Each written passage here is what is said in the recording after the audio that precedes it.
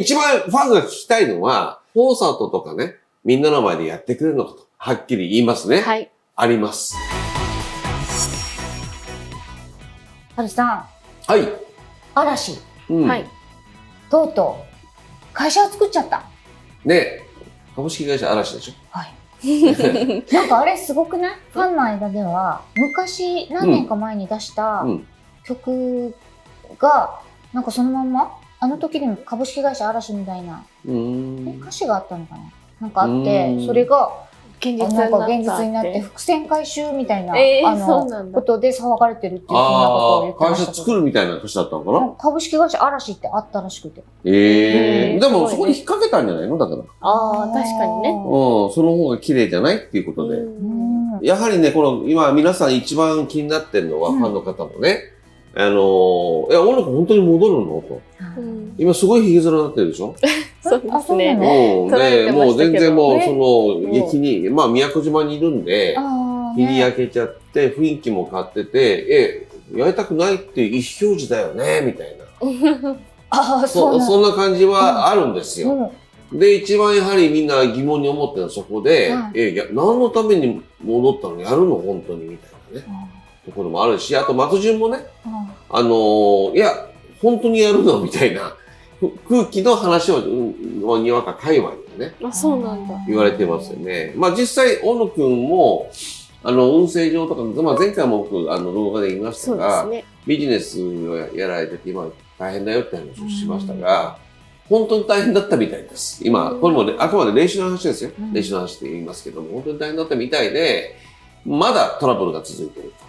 で、おそらく今年4月かなにホテルが開業するのかな。その後もまだトラブルは続くみたいなんで、おそらく、まあ、大野くんの立場からすると、まあ、嵐っていうブランドをね、残したいっていうのがあったんだろうね。どうしても株式会社、例えば嵐だけでは、前の自分たちが歌ってた歌とか歌えないんですよ。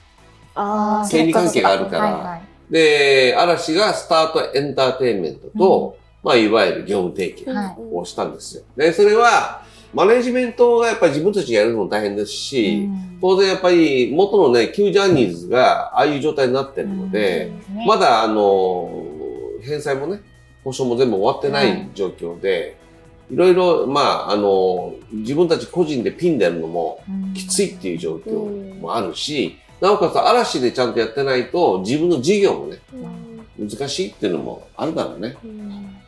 そう。相葉君なんかもすごく CM 減っちゃったしね、今回ね。一番、亡くなったのがそれだよね。二宮さんはね、YouTube でね、1位になって頑張ってはいるけどね。一番ファンが聞きたいのは、今後じゃあ、戻ったと。コンサートとかね、みんなの前でやってくれるのかと。例えば、松潤と、リーダーが、一緒に同じ画角に収まるのかとかね。そういうのやっぱりみんな気になってるわけですよ。そういう時代が来るのかと。どう思いますか？やると思いますか？どうなんだろう。なんかそれこそ権利問題でやれるのかどうか。権利問題はクリアできます。ライブもできる。はい。スタートエンターテインメントの業務提携をしてるからできます。じゃあもうあとメンバーの中だけメンバーの中と、まあ、大野くんの立ち位置と、事情と。どうなんだろう。もう何十年も前の若い時の歌をまた歌ってイエイってやりたいのか、もうそれは嫌だっていうのがあるから多分、ね、一回弾いてるんだけど、また戻ってきてるし。あるといいなって感じですけどね。じゃあ、はっきり言いますね。はい。あります。ある。そうなんだ。よかったですね。よかった。あります。2回か3回は最低でもやると思います。そうなんだ。その後やっぱり世の中の反応を見て、まあ、どうするっていう形ですね。以前のような形ではできないんですよ、やはりね。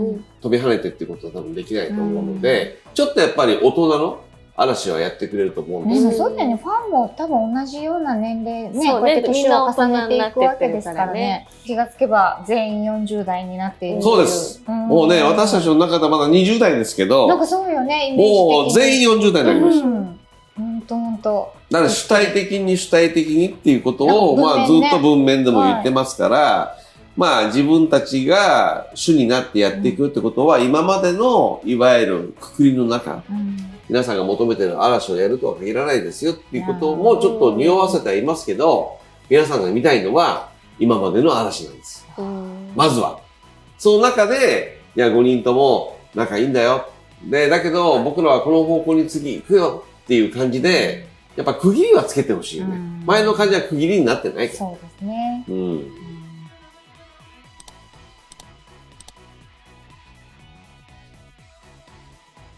あとはね、さっき話をしましたリーダーのね、大野くんの話ですけども、まあ、大野くん自体が、じゃあいろんな問題に巻き込まれているって話をしましたが、おそらく2年か3年では解決するんですよ。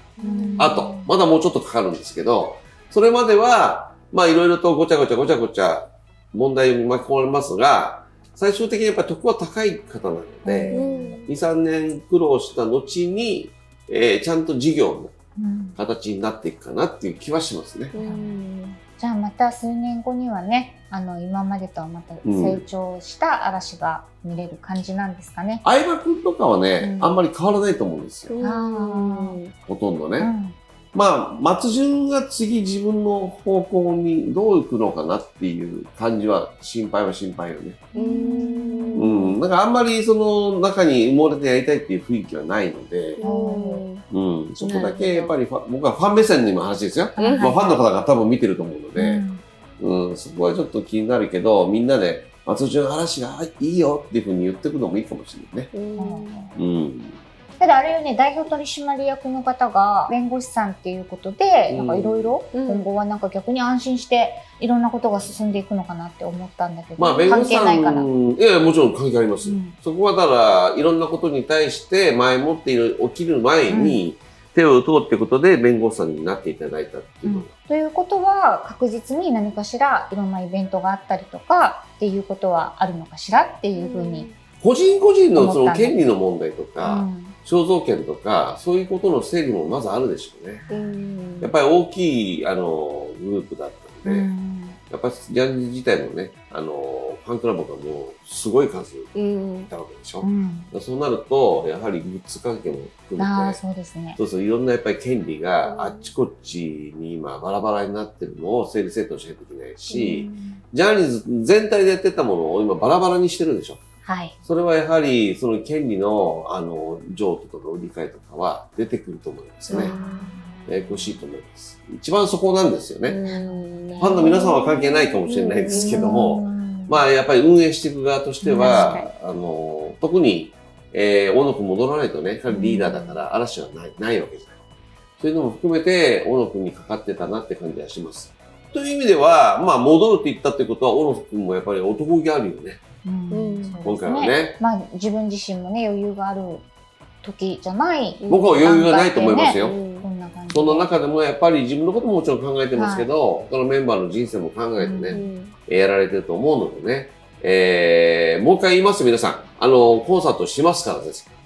そこは安心してね、また5人の姿が見れますから、ぜひみんなで応援して、その嵐のね、また第2章か、ね、応援していきましょう。